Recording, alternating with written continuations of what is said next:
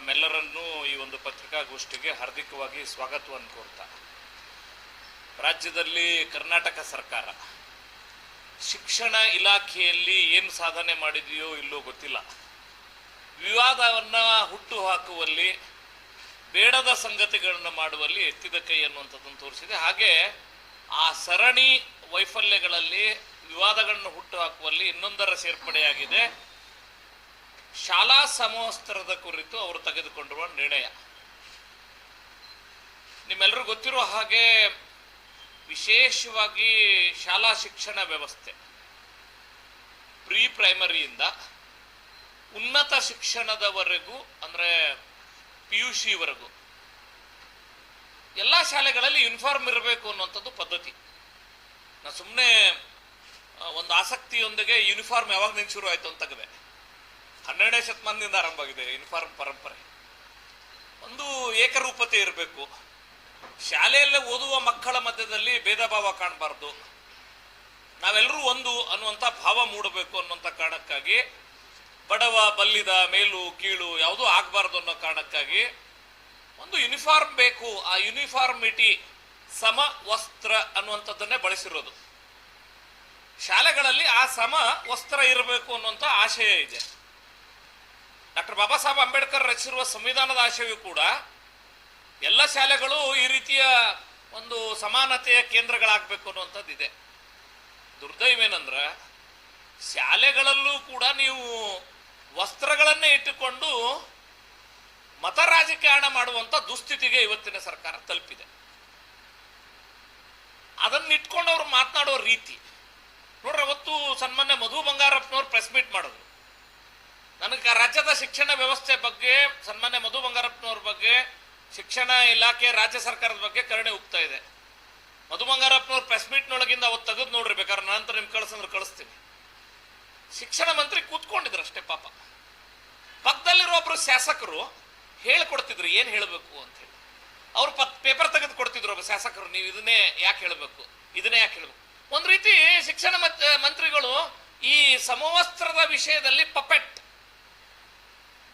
ಅವರು ಒಂದು ರೀತಿ ಸೂತ್ರದ ಗೊಂಬೆ ಆಗಿದ್ರು ಅನ್ನೋ ರೀತಿಯಲ್ಲಿ ಆ ಪ್ರೆಸ್ ಮೀಟ್ ಇದೆ, ನೀವು ನೋಡಿ. ಇವತ್ತು ಶಿಕ್ಷಣದ ವ್ಯವಸ್ಥೆ, ಶಿಕ್ಷಣದ ಪ್ರಸರಣ ಯಾವ ರೀತಿ ಆಗ್ತದ ಸರ್? ಬೇಸಿಕ್ ಇದಕ್ಕೊಂದು ಸೈಕಾಲಜಿ ಆಧಾರದ ಮೇಲೆ ಆಗ್ತದೆ. ನೀವು ಯಾವುದೇ ಶಾಲೆ ಒಳಗೆ ನೀವು ಶಿಕ್ಷಣ ಕೊಡುವ ಮೊದಲು ಮಾನಸಿಕತೆಯನ್ನು ತಯಾರು ಮಾಡೋದು ಬಹಳ ದೊಡ್ಡ ಜವಾಬ್ದಾರಿ. ಆ ಮಾನಸಿಕತೆಯನ್ನು ತಯಾರು ಮಾಡುವಲ್ಲಿ ಸಮವಸ್ತ್ರಕ್ಕೂ ಒಂದು ಪಾತ್ರ ಇದೆ. ದುರ್ದೈವೇನಂದ್ರೆ ಇವತ್ತು ಬೇಡದ ವಿಷಯಗಳನ್ನ ಇಟ್ಕೊಂಡು ಶಾಲೆಯ ವಾತಾವರಣ ಹಾಳು ಮಾಡುವ ಕೆಲಸ ಏನು ಕರ್ನಾಟಕ ಸರ್ಕಾರ ಮಾಡ್ತಾ ಇದೆ, ತಕ್ಷಣ ನಿಲ್ಲಿಸಬೇಕು ಅನ್ನೋಂಥ ಆಗ್ರಹವನ್ನು ನಾನು ಮಾಡ್ತೇನೆ. 2022ರಲ್ಲಿ ಆಗಿನ ಸರ್ಕಾರ ಹೊರಡಿಸಿರುವ ನಡಾವಳಿ ಈಗ ಈ ಸರ್ಕಾರ ಹಿಂತೆಗೆದುಕೊಂಡಿದೆ. ಅದರದ್ದೇನಿದೆ ವಿಷಯ? ರಾಜ್ಯದ ಎಲ್ಲ ಶಾಲಾ ಕಾಲೇಜುಗಳಲ್ಲಿ ವಿದ್ಯಾರ್ಥಿಗಳು ವಸ್ತ್ರ ಸಂಹಿತೆಯ ಕುರಿತು, ಏನು ಯೂನಿಫಾರ್ಮ್ ಬಗ್ಗೆ ಒಂದು ಕೋಡ್ ಇದೆ, ಅದರ ಕುರಿತು ಅನ್ನುವಂಥದ್ದಕ್ಕೆ ಬಹಳ ಸ್ಪಷ್ಟವಾಗಿರುವಂಥ ಆದೇಶ. ಈಗ ಇವ್ರು ತಗೊಂಡಿರೋದ್ರಲ್ಲಿ ಏನಿದೆ? ಈಗ ಹಿಂತೆಗೆದುಕೊಂಡ್ರು ಮೊನ್ನೆ. ರಾಜ್ಯದ ಶಾಲೆಗಳು ಮತ್ತು ಕಾಲೇಜುಗಳಲ್ಲಿ ಏಕರೂಪತೆ, ಸಮಾನತೆ, ಜಾತ್ಯತೀತತೆ ಹಾಗೂ ಎಲ್ಲರಿಗೂ ಸಮಾನ ಶಿಕ್ಷಣ ಒದಗಿಸುವ ಉದ್ದೇಶದಿಂದ ಸರ್ಕಾರದ ಆದೇಶ ಸಂಖ್ಯೆ EP14 SHH 2022 ದಿನಾಂಕ 5/2/2022 ಹಿಂಪಡೆಯುವ ಹೊಸ ನಿರ್ದೇಶಗಳನ್ನು ಹೊರಡಿಸುವ ಕುರಿತು. ಸರ್, ಇವರು ಹೊರಡಿಸಿರುವ ಆ ಆದೇಶದೊಳಗೆ ಏನೇನದ ಅನ್ನೋದು ಹೇಳ್ತೀನಿ, ನೀವು ಕೇಳ್ರಿ. ಶಿಕ್ಷಣ ಸಂಸ್ಥೆಗಳು ಕೇವಲ ಶೈಕ್ಷಣಿಕ ಬೋಧನಾ ಕೇಂದ್ರಗಳಲ್ಲ, ಬದಲಾಗಿ ವಿದ್ಯಾರ್ಥಿಗಳು ವೈಜ್ಞಾನಿಕತೆ, ವೈಚಾರಿಕತೆ, ಸಮಾನತೆ, ಘನತೆ, ಭಾತೃತ್ವ, ಶಿಸ್ತು, ಪರಸ್ಪರ ಗೌರವ, ಸಾಮಾಜಿಕ ಸಾಮರಸ್ಯ ಮತ್ತು ಜವಾಬ್ದಾರಿಯುತ ನಮ್ಮ ಸಂವಿಧಾನ, ಪ್ರಜಾಪ್ರಭುತ್ವದ ಮೌಲ್ಯಗಳನ್ನು ಕಲಿಯುವ ಸಂವಿಧಾನಿಕ ಕೇಂದ್ರಗಳಾಗಿವೆ. ಇವರು ಉದ್ದೇಶದೊಳಗೆ ಇಷ್ಟೆಲ್ಲ ದೊಡ್ಡ ದೊಡ್ಡ ಶಬ್ದಗಳನ್ನು ಬಳಕೆ ಮಾಡ್ತಾರೆ. ಅದರ ನಿರ್ಣಯದೊಳಗೆ ನೋಡ್ರಿ, ನಿರ್ಣಯ ಪಾಠದೊಳಗೆ ಅವ್ರು ಯಾವ ರೀತಿ ಒಂದು ಅನ್ಯಾಯವನ್ನು ಎಸಗು ಕೆಲಸ ಮಾಡ್ಯಾರ ಅಂತ ಹೇಳಿದ್ರೆ, ಆ ನಿರ್ಣಯದ ಪಾರ್ಟ್ನೊಳಗೆ ಆ 2022 ಹಿಂತೆಗೆದುಕೊಳ್ಳಾಗಿ ಸುಪ್ರೀಂ ಕೋರ್ಟ್ನಲ್ಲಿ ಇದೆ ಸರ್. ಅದು ಏನಾಗಿದೆ? ಹೈಕೋರ್ಟು ವಸ್ತ್ರ ಸಂಹಿತೆಯನ್ನು ಪಾಲನೆ ಮಾಡಬೇಕು ಅಂತ ಕರ್ನಾಟಕ ಸರ್ಕಾರದ ಆದೇಶ ಎತ್ತಿ ಹಿಡಿದಿದೆ. ಅದರ ಮೇಲೆ ವಿದ್ಯಾರ್ಥಿಗಳು ಯಾರು ಅವತ್ತು ವಿದ್ಯಾರ್ಥಿಗಳು ಹೋಗಿದ್ರು ಸುಪ್ರೀಂ ಕೋರ್ಟ್ಗೆ ಹೋಗ್ತಾರೆ. ದ್ವಿಸದಸ್ಯ ಬೆಂಚ್ನಲ್ಲಿ 2 ಅಭಿಪ್ರಾಯ ಬಂದಿದೆ. ಒಂದು ಯೂನಿಫಾರ್ಮಿಟಿ ಇರಬೇಕು ಅನ್ನೋದು ಅಷ್ಟೇ ಮುಖ್ಯ ಅದ. ಆದ್ರೆ ಮಕ್ಕಳ ಶಿಕ್ಷಣಕ್ಕೆ ತೊಂದರೆ ಆಗ್ಬಾರ್ದು ಅನ್ನೋಂತ ಇನ್ನೊಬ್ಬ ಜಡ್ಜ್ ಹೇಳ್ತಾರೆ. ಈಗ ಅದು ಚೀಫ್ ಜಸ್ಟಿಸ್ ಆಫ್ ಇಂಡಿಯಾದ ಎದುರುಗಡೆ ಇತ್ತು. ಇವ್ರು ಏನ್ ಮಾಡಿದ್ರು ತಕ್ಷಣ ಈ ಸುತ್ತೋಲೆ ಸರ್ಕಾರ ಬಂದು ಎಷ್ಟು ವರ್ಷ ಆಯ್ತು ಸರ್? ಇದು 3 ವರ್ಷ ಆಯ್ತು. 2022ರ ಸುತ್ತೋಲೆಯನ್ನ ಈಗ ಯಾಕೆ ಹಿಂತಕೊಂಡ್ರಿ? ಇದರ ಹಿಂದಿನ ರಾಜಕೀಯ ಮರ್ಮ ಏನು? ಯಾವ ವಿಷಯಗಳನ್ನ ಯಾವಾಗ ಚರ್ಚೆ ಮಾಡಿಸ್ಬೇಕು ಅನ್ನುವಂತ ರಾಜಕಾರಣಕ್ಕೆ ಈ ಸಂಗತಿ ಬಳಸ್ಕೊಳ್ತೀರಿ ಅನ್ನುವಂಥದ್ದನ್ನು ಒಪ್ಕೊಳ್ಬೇಕಾ? ಎರಡನೇ ಸಂಗತಿ, ಇವರು ಆದೇಶದೊಳಗೆ 3ನೇ ಪಾಯಿಂಟ್ ಅನ್ನು ಓದಿ ಹೇಳ್ತೀನಿ. ವಿದ್ಯಾರ್ಥಿಗಳು ನಿಗದಿಪಡಿಸಲಾದ ಸಮವಸ್ತ್ರದೊಂದಿಗೆ, ನೋಡ್ರಿ ವಿದ್ಯಾರ್ಥಿಗಳು ಈಗೇನವ್ರು ಹೇಳ್ಕೊಳತ್ತಾರಲ್ಲ, ಮಧು ಬಂಗಾರಪ್ಪನವರ ಪ್ರೆಸ್ ಮೀಟಿಗೂ ಇಲ್ಲಿರುವ ಅಂಶಗಳದಾಗ ಸಾಕಷ್ಟು ಗ್ಯಾಪ್.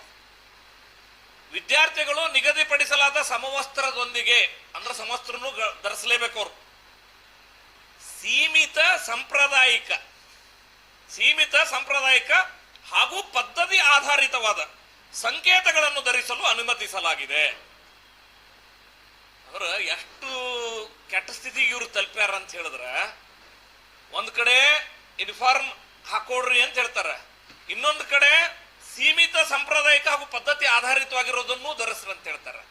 ಶಾಲೆಗಳಲ್ಲಿ ಇಷ್ಟೊಂದು ದೊಡ್ಡ ಪ್ರಮಾಣದ ರಾಜಕಾರಣ ಬೇಕಾ? ಮಂತ್ರಿಗಳೇ, ಮುಖ್ಯಮಂತ್ರಿಗಳೇ, ಈ ರಾಜ್ಯ ಸರ್ಕಾರಕ್ಕೆ ಇದು ಬೇಕಾ?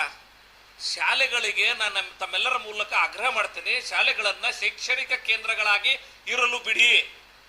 ನೀವು ಮಾಡಬಾರದಂತ ಕೆಲಸ ಮಾಡಿಕೊಂಡು ಸರ್ಕಾರಕ್ಕೊಂದು ಅಪ್ರಿಯತೆ ಬಂದಿದೆ ಜನರಲ್ಲಿ ಸರ್ಕಾರದ ವಿರೋಧಿ ಭಾವನೆ ಬಂದಿದೆ ಅನ್ನೋ ಕಾರಣಕ್ಕಾಗಿ ನೀವೇನಾದರೂ ಈ ರೀತಿ ಕೆಲಸಗಳ ಮೂಲಕ ಏನೋ ಪಡ್ಕೊಂಡು ಬಿಡ್ತೇವೆ ಅಂತ ಹೇಳಿ ನಾನು ಭಾರಿ ಆಘಾತಾಗಿದ್ದೆ. ಅಂದ್ರೆ ಮಂತ್ರಿ ಹಿಂಗ್ ಕೂತಾರ, ಪಕ್ಕದಲ್ಲಿರೋ ಶಾಸಕರು ರಿಜ್ವಾನ್ ಅರ್ಷದವರು ಅಕ್ಷರಶಃ ಏನ್ ಮಾತಾಡ್ಬೇಕು, ಯಾವ ಪೇಪರ್ ಕೊಟ್ಟು ಮಾತಾಡ್ಬೇಕು ಅನ್ನೋದು ಡಿಕ್ಟೇಟ್ ಮಾಡ್ತಿದ್ರ ಅವತ್ತು.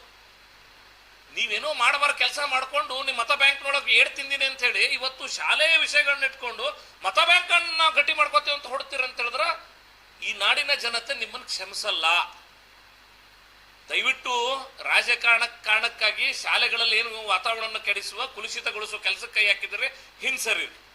ಈಗ ನಾವೆಲ್ಲ ಶಾಲೆಗಳಲ್ಲಿ ನೀವೆಲ್ಲ ಶಾಲೆಗಳಲ್ಲಿ ಓದಬೇಕಾದ್ರೆ ಯಾರು ಯಾವ ಜಾತಿ ಇರ್ತಿದ್ರು ಗೊತ್ತಾಗ್ತಿರ್ಲಿಲ್ಲ. ಇವ್ರು ನೋಡ್ರಿ, ನನ್ನ ಶರ್ಟ್ನೊಳಗೆ ಬನಿಯನ್ದೊಳಗ ಅದು ಯಾವುದು ಉಡ್ದಾರದು, ಶಿವದಾರದು, ಜನಿವಾರದು, ಅದಕ್ಕೆ ಅವಕಾಶ ಕೊಟ್ಟಿವಿ ಅಂತ ಮಾತಾಡುವ ಮೂಲಕ ನಮ್ಮನ್ನ ಎಷ್ಟು ನೋಯಿಸ್ತಿದೀವಿ ಅನ್ನೋಂಥ ಪ್ರಜ್ಞೆ ಇರ್ಲಾರ್ದಂಗೆ ಮಂತ್ರಿಗಳು ಮಾತಾಡಕ್ತಾರೆ. ನೋಡ್ರಿ, ಮಧು ಬಂಗಾರಪ್ಪನವ್ರೆ, ನಿಮ್ ತಂದೆಗೂ ಈ ರಾಜ್ಯದ ಮುಖ್ಯಮಂತ್ರಿ ಆಗುವಂತ ಅವಕಾಶ ಸಿಕ್ಕಿತ್ತು, ನಿಮಗ್ ಮಂತ್ರಿ ಆಗೋ ಅವಕಾಶ ಸಿಕ್ಕದ. ನಮ್ಗೆ ಗೊತ್ತದ, ಈಗ ಏನ್ ಮಂತ್ರಿ ಆಗಿರ್ಲಿ ಇವತ್ತು ರಾಜ್ಯ ಸರ್ಕಾರದೊಳಗ ನಿಮ್ಮ ಮಕ್ಕಳಿಗೂ ನೀವು ಅವಕಾಶ ಪಡ್ಕೋತೀರಿ. ಆದ್ರ ನೀವು ಅಲ್ಲೇ ನೋಡ್ರಿ, ಸಾಕಷ್ಟು ಜನಕ್ಕೆ ಸಿಗ್ಲಾರ್ದಂತ ಅವಕಾಶಗಳು ನಿಮ್ಗೆ ಸಿಕ್ಕದ ಮಂತ್ರಿಯಾಗಿ. ಆ ಮಂತ್ರಿಗಿರಿಯನ್ನ, ಅಧಿಕಾರವನ್ನ ಯಾವ್ದಕ್ ಬಳಸ್ಕೋಬೇಕು ಅನ್ನೋ ಒಂದು ಪ್ರಜ್ಞೆ ಇರಲಿ ನಿಮಗೆ. ಇವತ್ತು ನಿಮ್ಮ ಪಕ್ಷದೊಳಗನೆ ನನ್ಗ ಕೆಟ್ಟ ಅನ್ಸುದೇನಂದ್ರ ಆರ್ ವಿ ದೇಶಪಾಂಡೆ, ಅವತ್ತು ರಾಯರೆಡ್ಡಿ ಅವರು, ಟಿ ಬಿ ಜಯಚಂದ್ರ ಅಂತ ಹಿರಿಯರು, ಅವ್ರಿಗೆ ಮಂತ್ರಿಗಿರಿ ಸಿಕ್ಕಿಲ್ಲ. ನೀವು ಪಡ್ಕೊಂಡವ್ರು ಒಣ ರಾಜಕಾರಣಕ್ಕೆ ಮಂತ್ರಿಗಿರಿ ಬಳಸ್ಕೊಳ್ಳೋಂತ ದುರ್ಸ್ಥಿತಿಗೆ ತಲುಪೋದ್ರ ಗತಿ ಏನಿದು? ಒಂದು ಕಾಂಗ್ರೆಸ್ ಸರ್ಕಾರ ಹಾಳಾದ ಸ್ಥಿತಿಯಲ್ಲಿ ಅದ, ಅದರದ್ದು ಕೆಟ್ಟದ್ದನ್ನ ಅನುಭವಿಸೋ ಸ್ಥಿತಿ ಕರ್ನಾಟಕಕ್ಕೆ ಬಂದದ. ನಾನು ಅಪರೂಪದ ಒಂದು ಅಧಿಕಾರ ನಿಮ್ ಕೈಗಳಿಗೆ ಅಧಿಕಾರ ಸಿಕ್ಕಾಗ ಏನ್ ಒಳಿತು ಮಾಡ್ಬೇಕಂತ ನೋಡ್ಬೇಕಾಗ ಹೊರತಾಗಿ ಧರ್ಮಗಳ ನಡಬರ್ಕೆ ತಂದಿಡುವ ಅದೇ ವಿಷಯಗಳನ್ನ ಕ್ಯಾಂಪಸ್ಗಳಲ್ಲಿ ಚರ್ಚೆ ಮಾಡಿಸೋದು ಮಾಡಬೇಡ್ರಿ. ದಯವಿಟ್ಟು ನಿಮ್ಮೆಲ್ಲರ ಮೂಲಕ ನಾ ಆಗ್ರಹ ಮಾಡ್ತೀನಿ. ಸನ್ಮಾನ್ಯ ಶಿಕ್ಷಣ ಸಚಿವರೇ, ನೀವು ಮಾಡ್ಬೇಕಾದ ಕೆಲಸ ಭಾಳ ಹೇಳ್ತೀನಿ, ಕೇಳ್ಕೊರಿ. ಸರ್, 1 ವರ್ಷದಿಂದ ಪ್ರೆಸ್ ಮೀಟ್ ಮಾಡಿದಾಗ ಅಥವಾ ಸದನದಲ್ಲಿ ಅಂಕಿಅಂಶಗಳನ್ನು ತೆಗೆದುಕೊಂಡಾಗ ಹತ್ತತ್ರ 65,000 ಶಿಕ್ಷಕರ ಹುದ್ದೆ ಖಾಲಿ ಅವ. ಏನಾಗಿದೆ ಸ್ವಾಮಿ, 65,000 ಹುದ್ದೆ ಖಾಲಿ ಅದಾವ. ಇವತ್ತು ನಾ ಪ್ರೆಸ್ ಮೀಟ್ ಮಾಡೋಳಗ ಕಳೆದ ಬಾರಿ ಉತ್ತರ ಕೊಟ್ಟ ನಂತರ ಖಾಲಿ ಆಗಿರೋ ಹುದ್ದೆ ಈ ಮೇ ಎಂಡ್ ಒಳಗೆ ಸರ್ ಹತ್ತತ್ರ ನನ್ನ ಲೆಕ್ಕಕ್ಕೆ 1 ಲಕ್ಷದವರೆಗೂ ಶಿಕ್ಷಕರ ಹುದ್ದೆ ಖಾಲಿ ಆಗ್ಬೋದು. ಪ್ರಾಥಮಿಕ, ಪ್ರೌಢ, ಪದವಿ ಪೂರ್ವ ಮಧು ಬಂಗಾರಪ್ಪನವ್ರದ್ದು ಖಾತೆ ಬರ್ತದೆ, ಅಲ್ಲೇ ಹತ್ತತ್ರ 1 ಲಕ್ಷ ಜನರ ಹುದ್ದೆ ಖಾಲಿ ಇರ್ಬೋದು. ಅಥವಾ ಅಗತ್ಯತೆಯೂ ಇದೆ. ಇವತ್ತು ಸರ್ಕಾರಿ ಶಾಲೆಗಳ ಸಂಖ್ಯೆ ಬಂದಾಗಿ ಹೋಗುವಂತ ಸ್ಥಿತಿ ಬಂದದ. ಸರ್ಕಾರಿ ಶಾಲೆಗಳು ಬಂದಾಗ್ಲಾಗತ್ತಾವ. ಸರ್ಕಾರಿ ಶಾಲೆಗಳಿಂದ ಜನಸಾಮಾನ್ಯರು ವಿಮುಖರಾಗ್ತಿದ್ದಾರೆ. ಹಣ ಕೊಟ್ಟು ಖಾಸಗಿ ವ್ಯವಸ್ಥೆಯಲ್ಲಿ ಶಿಕ್ಷಣ ತೊಳುವಂತ ಪರಿಸ್ಥಿತಿ, ದುಸ್ಥಿತಿಗಳ ರಾಜ್ಯದಲ್ಲಿ ನಿರ್ಮಾಣ ಆಗಿದೆ. ಸರ್ಕಾರಿ ಶಾಲೆಗಳಲ್ಲಿ ಶಾಲಾ ಕೊಠಡಿಗಳನ್ನ ಕಳೆದ ಈ ಸರ್ಕಾರ ಬಂದ ನಂತರ 3 ವರ್ಷದಾಗ ಶಾಲಾ ಕೊಠಡಿ ಕಟ್ಟಿ ತೋರಿಸಿರುವಂತ ಉದಾಹರಣೆ ಇಲ್ಲ. ಹಿಂದೆ ವಿವೇಕಶ್ರೀ ಶಾಲೆಗಳ ಕೊಠಡಿಗಳನ್ನು ಕಟ್ಟುವಂತದ್ದೇನು ಸನ್ಮಾನ್ಯ BC ನಾಗೇಶ್ವರ್ ಇದ್ದಾಗ, ಸನ್ಮಾನ್ಯ ಬೊಮ್ಮಾಯಿ ಅವ್ರ ಸರ್ಕಾರ ಇದ್ದಾಗ ಕೊಟ್ಟಿದ್ರು. ಆ 15,000 ಕೊಠಡಿಗಳನ್ನ ನಾವು ಕಟ್ಟೇವೆ ಅಂತ ಹೇಳ್ಕೊಳ್ತಾರೆ ಹೊರತಾಗಿ ಈ ಸರ್ಕಾರ ಬಂದ ನಂತರ ಒಂದೇ ಒಂದು ಕೊಠಡಿಯನ್ನು ಕಟ್ಟುವ ಕೆಲಸ ಮಾಡಿಲ್ಲ. ಸರ್, ಒಂದ್ ಹೆಜ್ಜೆ ಮುಂದೆ ಹೋಗಿ ಈ ಸರ್ಕಾರ ಬಂದಂತ KPS ಶಾಲೆ ಮಾಡ್ತೀನಿ ಅಂತ ಹೇಳ್ಯಾರಲ್ಲ, ಯಾಕೆ KPS ಶಾಲೆ ಮಾಡ್ತಿದಾರೆ ಹೇಳ್ರಿ? ರೆಗ್ಯುಲರ್ ಹೆಡ್ ಅಲ್ಲಿ ಇವ್ರಿಗೆ ಶಾಲಾ ಅಭಿವೃದ್ಧಿ ಹಣ ಕೊಡ್ಲಕ್ ಹಣ ಇಲ್ಲ ಇವ್ರ ಹತ್ರ. ಅದಕ್ಕೆ ಸಾಲ ಮಾಡಿರೋ ಹಣವನ್ನ KPS ಶಾಲೆಗಳ ಹೆಸರಲ್ಲಿ ತರಲಿಕ್ಕೆ ಮಾತ್ರ ಸಾಧ್ಯ ಇರೋದ್ರಿಂದ KPS ಶಾಲೆ ಕೊಡ್ತೀವಿ ಅನ್ನುವಂತ ಮಾತನ್ನ ಈ ಸರ್ಕಾರ ಹೇಳ್ತಿದೆ. ದಿವಾಳಿ ಎದ್ದಿರುವ ಸರ್ಕಾರ ಸರ್ಕಾರಿ ಶಾಲೆಗಳನ್ನ, ಸರ್ಕಾರಿ ಶಾಲಾ ವಾತಾವರಣವನ್ನ, ಸರ್ಕಾರಿ ಶಾಲೆಗಳಲ್ಲಿ ಓದುವ ಮಕ್ಕಳ ಪಠ್ಯಕ್ರಮವನ್ನು ಹಾಳು ಮಾಡಿ ಈಗ ಯೂನಿಫಾರ್ಮ್ ಹಾಕೋಬೇಕು, ಶಿವದಾರ್ ಹಾಕೋಬೇಕು, ಏನು ಉಡದಾರ್ ಹಾಕೋಬೇಕು ಅಂತ ಹೇಳ್ತಿರಲ್ಲ. ನಾಚಿಕೆ ಬರೋದಿಲ್ಲ ನಿಮಗೆ? ನಾಚಿಕೆ ಬರೋದಿಲ್ಲ? ಯಾವ ವಿಷಯವನ್ನ ನೀವು ಶೈಕ್ಷಣಿಕ ವಿಷಯನ್ನಾಗಿ ರಾಜ್ಯದಲ್ಲಿ ಚರ್ಚೆ ಮಾಡಿಸೋ ಬಯಸಿದಿರಿ ಸರ್? ನಿಮ್ಗೇನಾದ್ರೂ ಬದ್ಧತೆ ಇದ್ರೆ ನಿಮ್ಗೆ ಅವಕಾಶ ಕೊಟ್ಟನ ಭಗವಂತ. ನಿಮಗೆ ಬದ್ಧತೆ ಇದ್ರೆ ಇನ್ನೂ 2 ವರ್ಷ ನಿಮ್ಗೆ ಅವಕಾಶ ಅದ. ಅಕಸ್ಮಾತ್ ನಿಮ್ ಹೈಕಮಾಂಡ್ ಒಪ್ಕೊಂಡ್ರ, ಸಿದ್ದರಾಮಯ್ಯನವ್ರೆ, ನೀವು ಸನ್ಮಾನ್ಯ ಶಿಕ್ಷಣ ಸಚಿವರೇ, ಈ ತಿಂಗಳೊಳಗ ಅಧಿಕಾರ ಬದಲಾಗ್ತ ಅನ್ನುವಂತ ಒಂದು ಭಯದೊಳಗ ಏನೇನೋ ಮಾಡುವಂತ ಕೆಲಸ ಮಾಡಬೇಡ್ರಿ. ಖಂಡಿತ ಹೇಳ್ತೇನೆ, ಅಧಿಕಾರ ಶಾಶ್ವತ ಅಲ್ಲ. ಆದ್ರ ಅಧಿಕಾರ ಸಿಕ್ಕಾಗ ನಾವ್ ಏನ್ ಮಾಡ್ತೇವೆ ಅನ್ನೋದು ಬಹಳ ಮುಖ್ಯವಾಗಿದೆ. ನನಗೆ ಅಪೇಕ್ಷೆ ಅದ, ಈ ಸರ್ಕಾರ ಶಾಲಾ ಕೊಠಡಿಗಳ ನಿರ್ಮಾಣಕ್ಕೆ ಹಣ ಕೊಡಿ, ಶಿಕ್ಷಕರ ನೇಮಕಾತಿ ಮಾಡ್ಕೊಳ್ಳಿ, ಶಾಲೆಗಳಿಗೆ ಬೇಕಾಗಿರುವಂತ ಪಠ್ಯ ಪುಸ್ತಕಗಳನ್ನ ಸಮಯಕ್ಕೆ ಸರಿಯಾಗಿ ಕೊಡಿ, ಯೂನಿಫಾರ್ಮ್ ಕೊಡಿ, ಶೂಸ್ ಕೊಡಿ, ಇವತ್ತು ಸೈಕಲ್ ಕೊಡಿ. ಎಲ್ಲವನ್ನೂ ಹೋರಾಟ ಮಾಡಿ ತೆಗೆದುಕೊಳ್ಳಬೇಕಾದಂತ ದುಸ್ಥಿತಿಯಲ್ಲಿಟ್ಟಿರುವಂತ ನೀವುಗಳು ಇದೆಲ್ಲ ಬೇಕಾ ನಿಮಗೆ? ಈ ಸಂದರ್ಭದಲ್ಲಿ ನಿಮಗೆ ಯೂನಿಫಾರ್ಮ್ ಬೇಕು, ಏನು ಹಿಜಾಬ್ ಬೇಕು, ಶಿವದಾರ್ ಬೇಕು, ಉಡದಾರ್ ಬೇಕು? ಸರ್, ರಾಜ್ಯದ ಜನತೆಯನ್ನ ನೀವು ಏನ್ ಮೂರ್ಖರಂತ ಅನ್ಸ್ಕೊಂಡಿದ್ದೆಲ್ಲ ಕೈ ಹಾಕಿ ಯಾವ ವಿಷಯವನ್ನು ಯಾವಾಗ ಚರ್ಚೆ ಮಾಡಿಸಬೇಕು, ಯಾವ ನೆರೆಟಿವ್ ಹೇಗ್ ಬಿಲ್ಡ್ ಮಾಡ್ಬೇಕು ಅನ್ನೋದಕ್ಕೆ ಶಾಲೆಯ ವಿಷಯನ ಬಳಕೆ ಮಾಡ್ಕೊಳ್ತಿದ್ರಲ್ಲ, ಇದು ಅಕ್ಷಮ್ಯವಾಗಿದೆ ಅನ್ನುವಂಥದ್ದನ್ನ ಖಂಡಿತ ಹೇಳ್ತೇನೆ. ಕರ್ನಾಟಕ ಸರ್ಕಾರ ಈ ಬೇಡದ ಸಂಗತಿಗಳ ಚರ್ಚೆಯಿಂದ ಬದಿಗೆ ಸರದು ನೀವು ಶಾಲೆಗೆ ಅಲ್ಲಿ ಮಕ್ಕಳು ಪಾಲಕರು ಬಹಳ ಪ್ರಬುದ್ಧರಿದ್ದಾರೆ. ನೀವು ಮಾಡಿರೋ ಆದೇಶದ ಹುನ್ನಾರಗಳನ್ನು ಅರ್ಥ ಮಾಡ್ಕೊಳ್ತಾರೆ. ಶಿಕ್ಷಣ ಕ್ಷೇತ್ರಕ್ಕೆ ಬೇಕಾಗಿರುವುದನ್ನ ಕೊಡುವ ಕೆಲಸ ಮಾಡಿ. ಸರಿಯಾದ ಸಂದರ್ಭದಲ್ಲಿ ನೇಮಕಾತಿಗಳಿಲ್ಲ, ಪ್ರಮೋಷನ್ಗಳಿಲ್ಲ, ಸಂಬಳ ಕೊಡ್ಲಕ್ಕಾಗ್ತಿಲ್ಲ. ಅದನ್ನೆಲ್ಲ ಬಿಟ್ಟು ನಿಮ್ಮ ವೈಫಲ್ಯಗಳನ್ನ ಮುಚ್ಚಿಡೋ ಸಲುವಾಗಿ ಎಲ್ಲಿ ಅಧಿಕಾರ ನಮ್ಮ ಕೈಯಿಂದ ಹೋಗ್ಬಿಡುತ್ತೆ, ಮುಖ್ಯಮಂತ್ರಿ ಬದಲಾವಣೆ ಆಗುತ್ತೆ, ನನ್ನ ಶಿಕ್ಷಣ ಖಾತೆ ಹೋಗ್ಬಿಡ್ತದೆ ಅಂತೇಳಿ ಈ ವಿವಾದಗಳನ್ನು ಹುಟ್ಟು ಹಾಕಿ ಜನರನ್ನ ನೀವು ಮೋಸ ಮಾಡ್ತಿರೋದ್ರಿಂದ ಹಿಂಸರಿಬೇಕು ಅನ್ನೋಂಥ ಆಗ್ರಹವನ್ನು ಈ ಸಂದರ್ಭದಲ್ಲಿ ಮಾಡ್ತಾನೆ. ಶಿಕ್ಷಣ ಕ್ಷೇತ್ರಕ್ಕೆ ಬೇಕಾಗಿರುವಂತಹ ಅನುದಾನವನ್ನು ಕೊಡಿ, ಶಾಲೆಗಳನ್ನ ಸುಸ್ಥಿತಿಗೆ ತೊಂಬನ್ನಿ, ಜನ ಗುಣಮಟ್ಟದ ಶಿಕ್ಷಣಕ್ಕಾಗಿ ಸರ್ಕಾರಿ ವ್ಯವಸ್ಥೆಗೆ ನೋಡುವಂತ ಸ್ಥಿತಿಯನ್ನು ನಿರ್ಮಾಣ ಮಾಡಿ ಅನ್ನುವಂಥ ಆಗ್ರಹವನ್ನು ಈ ಸಂದರ್ಭದಲ್ಲಿ ನಾ ಮಾಡ್ತೇನೆ.